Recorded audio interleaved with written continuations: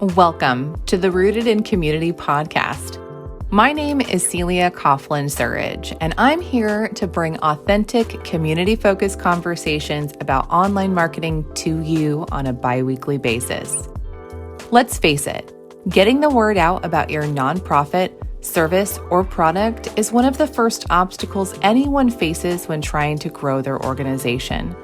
Between all of the different social media platforms, opinions shared by influencers and podcasters, and the bells and whistles that are all screaming for your attention, a state of overwhelm seems right around the corner. Thankfully, it doesn't have to be that way. Grab a cup of coffee, pull up a chair, and relax as we discuss online marketing tips, tricks, techniques, and strategies to grow your audience by providing value to those you serve.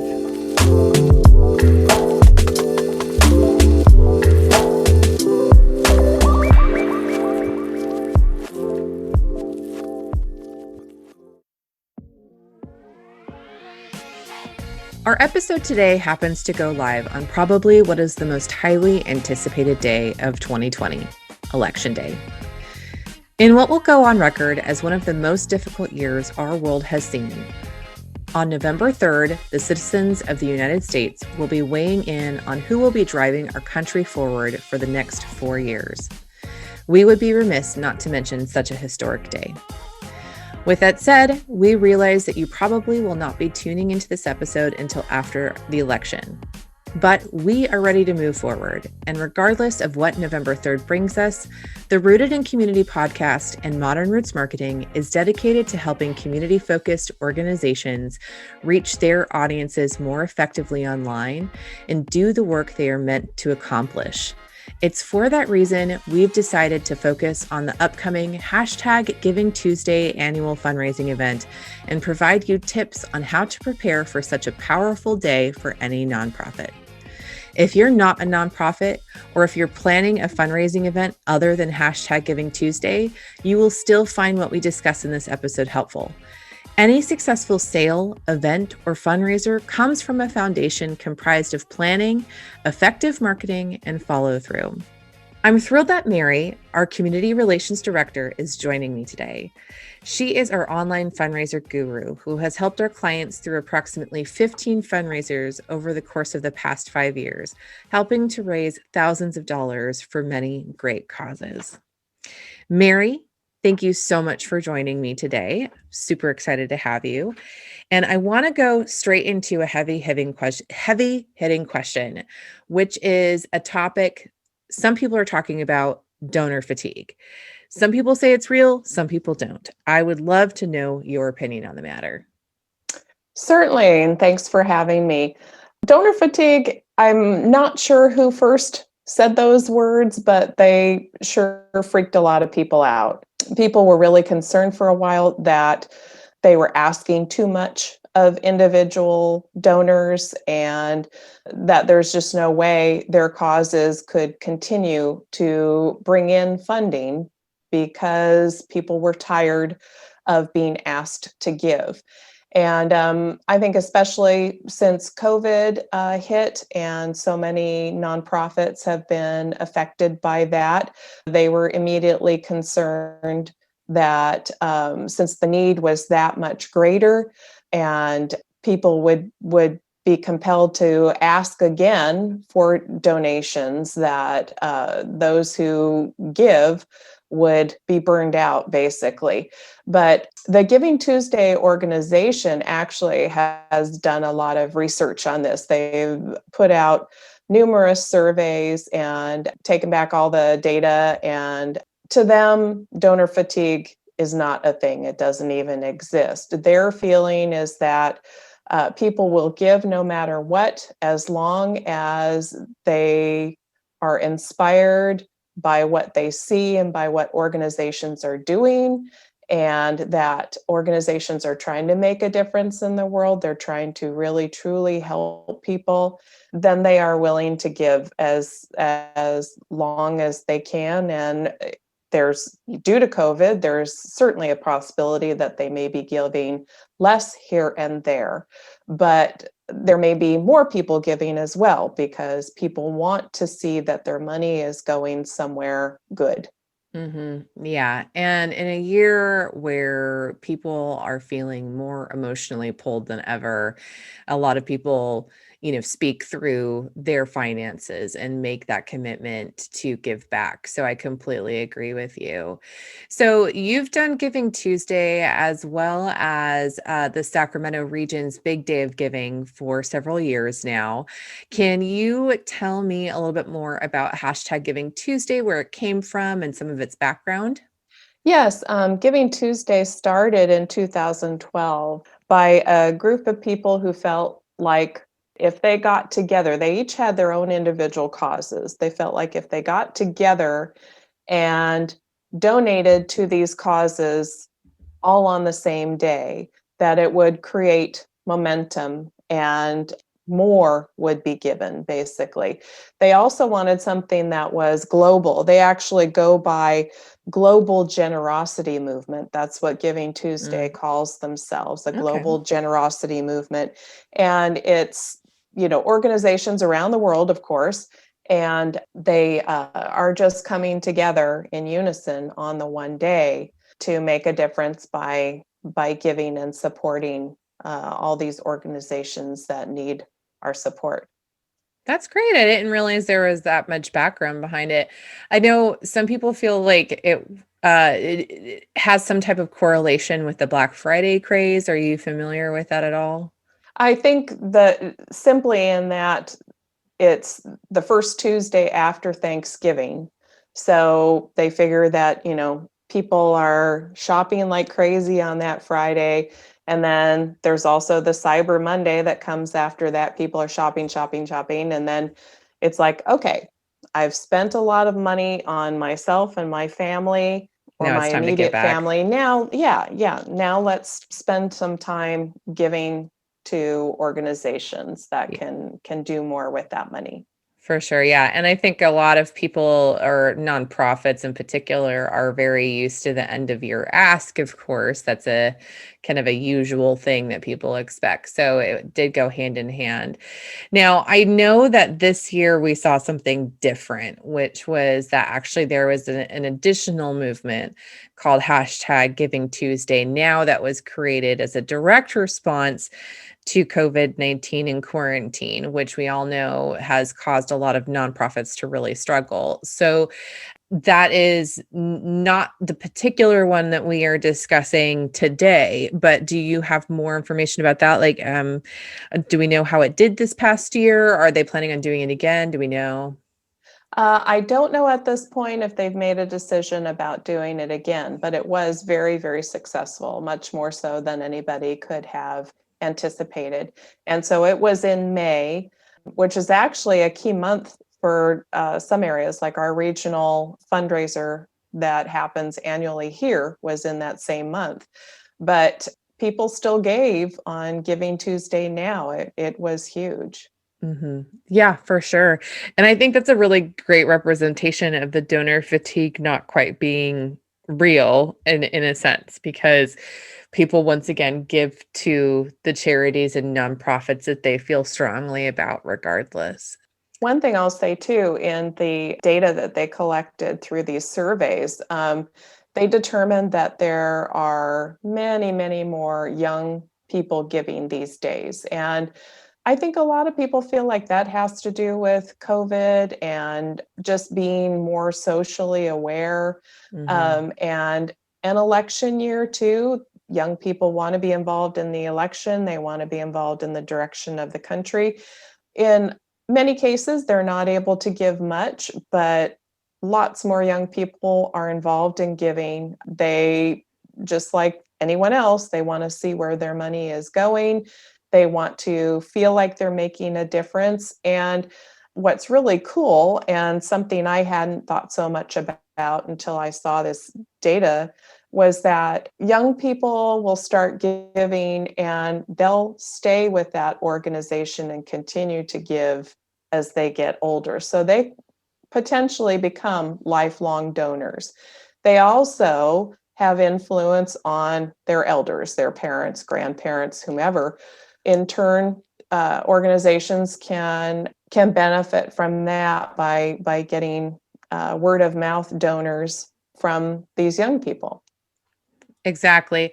And I actually think that something to mention here is that a lot of the younger generation are familiar with at least their grandparents having the thought process of tithing. If you're not familiar with that term, that's basically giving back to a church or a spiritual community that you're a member of. And I don't have the exact facts in front of me, but I know that as a whole, tithing it's in itself is down a little bit, that religious organizations are finding it hard right now and are struggling because the younger generation is more on a different type of spiritual path than going to an organized religion. And so what I'm trying to say, though, is that at their core, they are familiar with the benefits of giving, and that's important. And they're choosing, instead of putting their money in a religious organization, to put it in a nonprofit that they choose to believe in. Well, another aspect that ties into that, even though Giving Tuesday is just one day, scheduled giving has been on the increase. A lot of organizations that offer someone to give, $20, $25 a month for a year or indefinitely are finding that that's working very well. And a lot of people are signing on basically to do that rather than give a lump sum.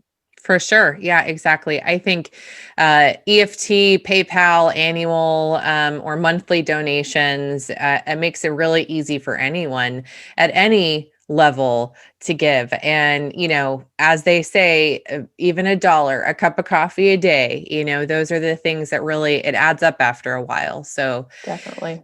well, so when we're looking at preparing for hashtag Giving Tuesday, there are some core things you have to do to really execute it and make sure that you make the most out of that particular fundraising event.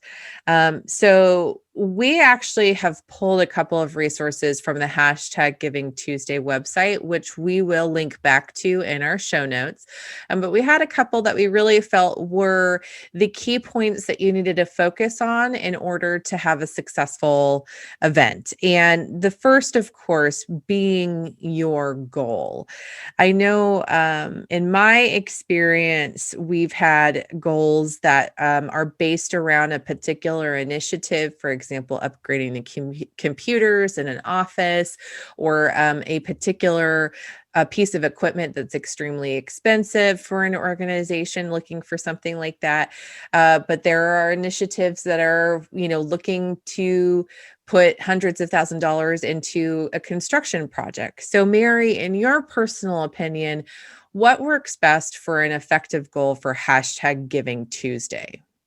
Well, one thing I want to say too is that the goals don't necessarily have to be monetary. If your goal is growing your email list of donors or growing your force of volunteers, you can also do those things. Those could also be goals for a fundraiser. In general, it is just really looking at what the needs of the organization are and trying to get creative too. Like you said, for a shelter, it could be providing so many meals over the next 6 months to a year, or an arts organization, especially now during COVID and having to pivot to online courses, Mhm. providing so many scholarships for students to take online courses and things like that. So each organization, is going to have their own way of determining what their goal will be. But I will say too that don't ever feel like you're asking for too much when you set a goal. Sometimes the higher the amount, the more momentum you gain. People want to help you reach that goal. They want to see that you were successful in getting to where you were asking to be. And so a lot of organizations really struggle with that. They feel like they're setting it too high, but most fundraising experts will tell you there isn't a goal that's too high. Right, for sure, for sure. And I mean, there is something to be said of making sure that the goal amount that you have placed can be attainable so that way you can have a thermometer that looks beyond what your goal was. It's a situation where you just have to spend time making sure that you've created a goal that's truly in alignment with your organization. I think that this is a good example of you can have a moment of kind of being afraid. What are other organizations doing? Are we doing it right? Uh, Just push that out of your viewpoint, put the blinders on, and make sure that you are doing what is right for your organization and what you think your audience is going to also be able to do. It's great to be able to hit a huge number, but it's also great to have a successful fundraiser instead of asking for millions of dollars and only bringing in a couple of dollars. You want to make sure that you're in alignment with who you are. You definitely want it to be in balance with your organization. Yes, but don't be afraid. That's what we're Yes. hearing. Don't be Yes. afraid. Don't Regardless. let those little voices in the back of your head deter you. Exactly. Go for it. Yes. Okay, great. So with that, actually, I think I'd like to bounce over to registration really quickly because that can be a concern. And I'm always the type of person to look at the branding. How does everything look? Is it all on the same platform? Yada, yada. But before you even get there, you have to register. You have to make sure that you have your plan of action online. And so, Mary, I'm going to go ahead and ask you, I mean, how do you set the groundwork to participate before moving forward? It's with Giving Tuesday, it's super is easy. It's really just a matter of getting on their website, givingtuesday.org, and just inputting your organization information. And basically, that just goes into their database and they put it on their website as a means for someone who is looking for a new organization to donate to, and they'll find it right there. And like I said, this is worldwide, so if you're looking to donate to someone outside of the US for whatever reason, you can see the lists by country, and they'll have the little blurb of information about your organization, what you do, and your goal. And so it's really cool. It is just a varied database to get your organization out there.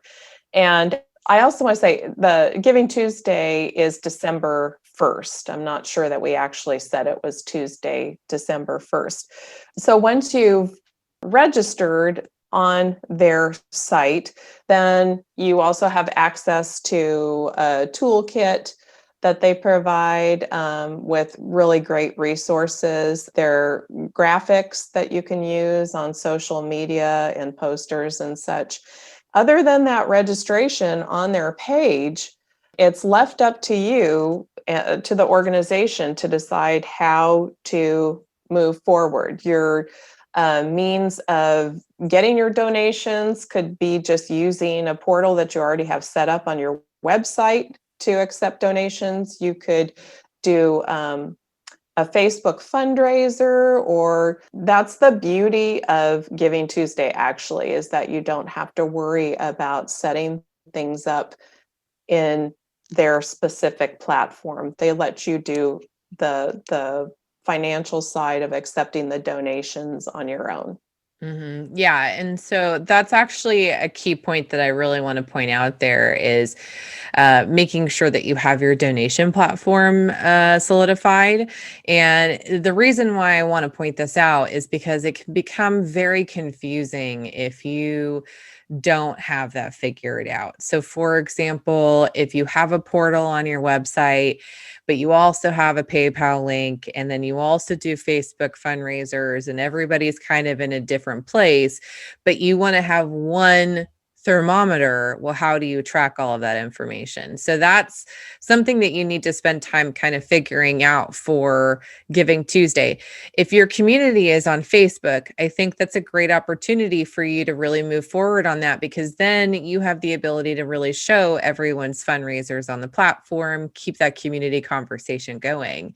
But if you need to create something, you may want to look into a platform like Mighty Cause, for example, or just using the PayPal button, and then integrating some type of thermometer like application within your website if you have WordPress or something like that. So you will want to spend some time making sure that you've figured out how you will accept the donations and then how you will report the donations the day of. Essentially, you don't have to report them to Giving Tuesday, but it's No. to your followers. That's the thing, is that this is all a community-based effort. Like, you are communicating with your community, this is what's going on and this is how we're doing. And so those are the steps that you're really going to want to figure out, right, Mary? Right, definitely. So that takes me into the branding of Giving Tuesday, which is on their website. They do offer, just as Mary said, resources. They've got logos, they've got Facebook templates, and it's really easy to pull that information.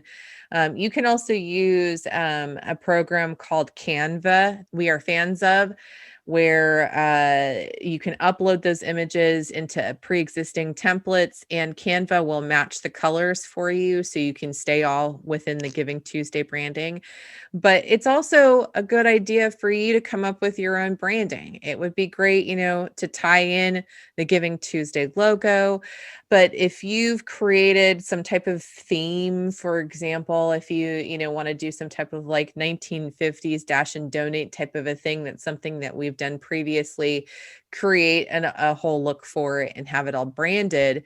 It adds just a little extra touch, it gets people excited. And then when they see those images, those newsletters, or those social media posts, it just pulls it all together with a nice little bow. So for me, I'm a very visual person. And so those are the types of things that I'm looking for. I know, Mary, you focus a lot on the social media side and scheduling it. I know that you also work with your hashtags. What other branding aspects would you suggest organizations be looking at with an initiative like this? Should they make it a point to create their own particular hashtag, or should they just use the Giving Tuesday hashtag? What's your suggestions? I think the Tuesday hashtag is really important to just stick with that. I think that's just part of the whole global aspect of everyone using that same hashtag. So that's personally what I would do. So, our next topic is the overall marketing and the scheduling. And this is really after you have your goal, after you've registered, you've got your branding, you know what you're doing, you know your platforms, you are sitting down and you are scheduling out your marketing push for this. And this includes your email newsletters, your social media, any videos that you want to put out. A lot of times, ask videos from your board members or testimonials are good. And this is where it can get really hairy, because you've got a lot of what is it, like, hats that are moving around, and you want to get as many people as involved as possible, but you have to have some type of calendar, you have to have some type of schedule. So, Mary, when you sit down and you plan out your pre-day of marketing efforts, what is it that you're looking for? What are some key topics there? Well, first of all, you're looking for any inspiring story about your organization, something compelling that will really hit home with the reader or the person looking at your images. So, yeah, compelling story and images. Then it's just, I keep saying momentum, but it's an important word with something like this. You're going to start and then you want to gain momentum from there, so people are really excited about Giving Tuesday and just cannot wait to get online that day and give their donation to you. So if you're using Facebook analytics, Instagram analytics, or anything like that that gives you help in knowing when your donors are online, that's helpful. You can schedule your posts around that. But just in general, it's maybe starting with one, depending on how far out you are.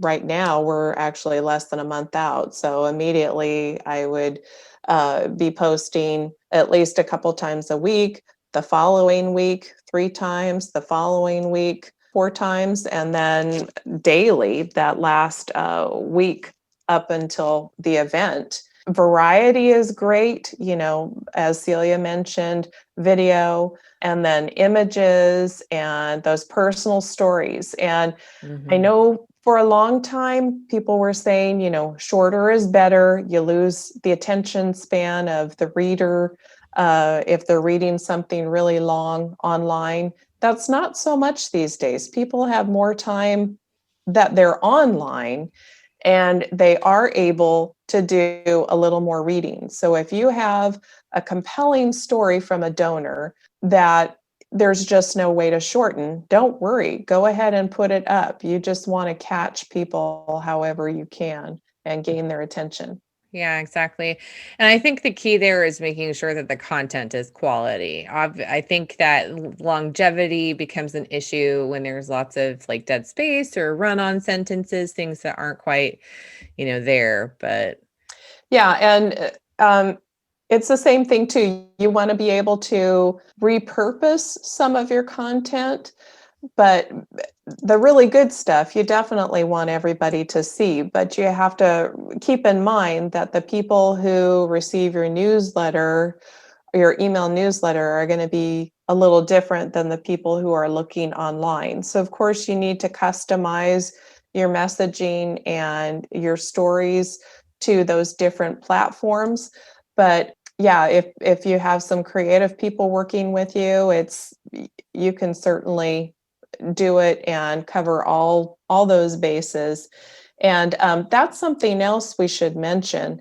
I'm thinking about the donors who get the email newsletters and really aren't wanting to do anything online. If you can provide them with an actual mailing address and still encourage them to participate in Giving Tuesday by writing a check and sending it to you, that's also an added measure to take. We'd been involved in a couple of fundraisers in the past where that aspect was not realized until the last minute, and boy, were the organizations glad that that was brought to their attention, because some people feel like, well, if it's only online, I don't want to have anything to do with it because I don't shop, I don't do anything online. All I do is write checks.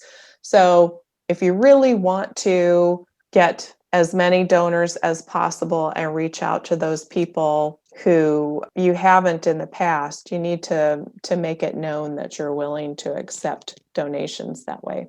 yeah, of course, you want to make sure that you have any avenue available for people to donate for sure.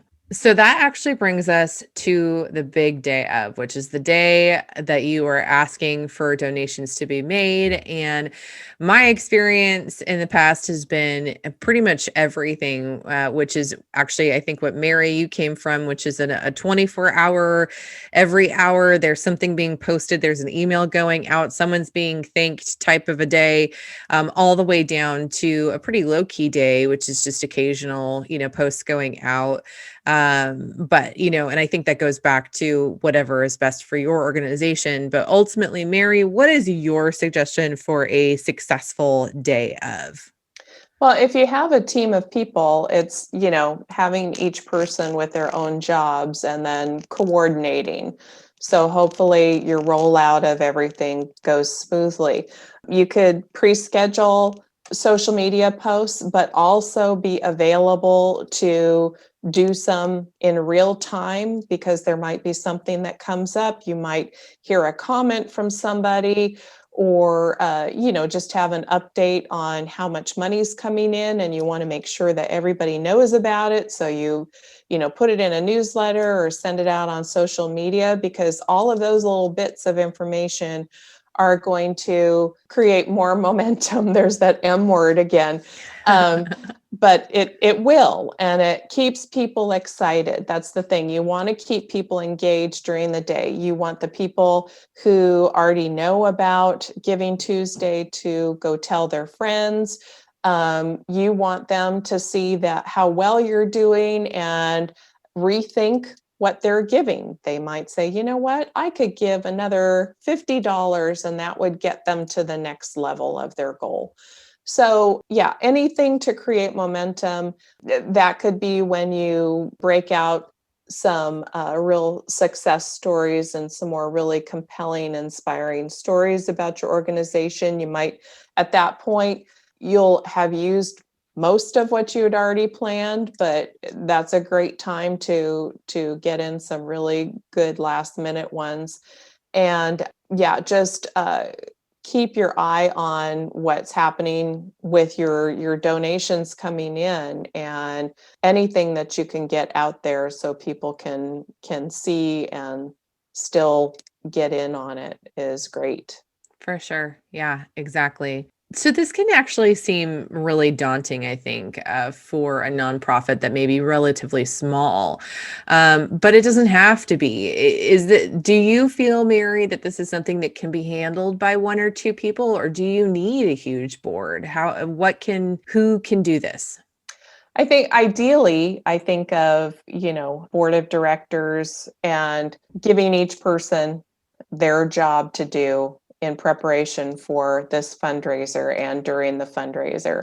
In the real world, we know from personal experience that very often nonprofits don't have that many people to call upon, and it does fall in the lap of one or two people. It certainly can be done with just one or two people, though. It does take some time, it does take planning, but it can be done. And the organization can be just as successful in what they bring in with one or two people as well. It's all a matter of planning. It's getting a plan down on paper and figuring out what you're able to do, and get as much done ahead of time as possible, and schedule it out, and schedule out the emails, schedule out the social media, and then pepper in whatever you can do in real time. And it can certainly be done.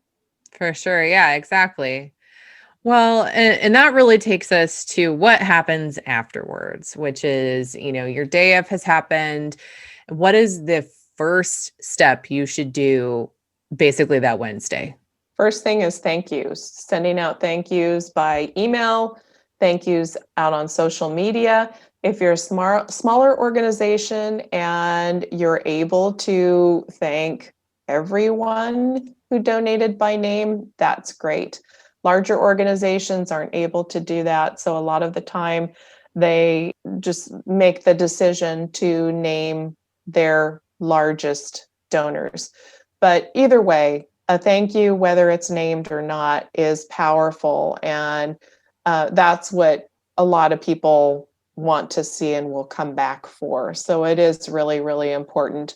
And a lot of the time, you won't have your total figures, especially if you're getting, for instance, checks in the mail. You won't have your total figures on the fundraiser right away. So you can, with your thank yous, you can include an estimate of what your organization has raised during the fundraiser. And then a couple days later, once you have an exact figure, go ahead and put those thank yous out again and make sure that everybody knows that they contributed to this larger dollar amount, because that's what they'll remember the next time this rolls around. And it makes them feel good. There's no question about that. It makes them feel good and they'll want to do it again. For sure. Yeah, exactly. I think that that is one of the biggest things that for me, I remember being like your first step. Like you've got to make sure you get your thank yous. If there are no thank yous, it's also the first thing I notice if I am a donor. Like I want to at least see what's going on. Even if I choose to donate anonymously, it's important to just see that recognition. So whether you do it on your website, or if you do it in a newsletter or you do it directly, you have to make sure it's there, it's visible, and you do it as quickly as possible. So Mary, do you have any final thoughts before we end this particular episode? Yeah, just one last tip, and that is whether you know when your next fundraiser is going to be after this one or not, document where that funding is going. If you've, like I mentioned earlier, with an arts organization, giving scholarships, if you have given scholarships with the money you raised, take a photo of the child who receives that scholarship and what they're doing with it, or anything else that you can show, that you can gain a visual of, that you can use for future fundraisers and say, this is what we did with the money that you gave us before. We can do even more than this in the future. I think that's really powerful because it allows people to see what their money is going to, that and know, okay, I've made a difference in this. And that actually ties back into the original goal setting, which is, $5 equates to this much of a gift card, or $10 equates to this particular piece of equipment. And then later you take a picture of somebody with that equipment. You get that gratification, you get that feeling of, I provided that. I see the direct impact. So that's huge. Absolutely huge. It is. Well, thank you so much, Mary, for joining me again for another episode of the Rooted in Community podcast. I am so excited that we were able to share this topic with everybody. And it is my sincerest hope that we all survive this election and that we are able to get through the holidays healthy and happy. Thank you. To find the hashtag Giving Tuesday resources we shared with you today, go to www.ricpodcast.com and go to the episode 3 show notes for those links. As our podcast is just getting started, it takes listeners like you to help us get the word out. Please like us or subscribe on the podcast platform you're listening from and leave a review if you've enjoyed today's episode. The Rooted in Community podcast is brought to you by Modern Roots Marketing, where we believe online marketing should be rooted in community.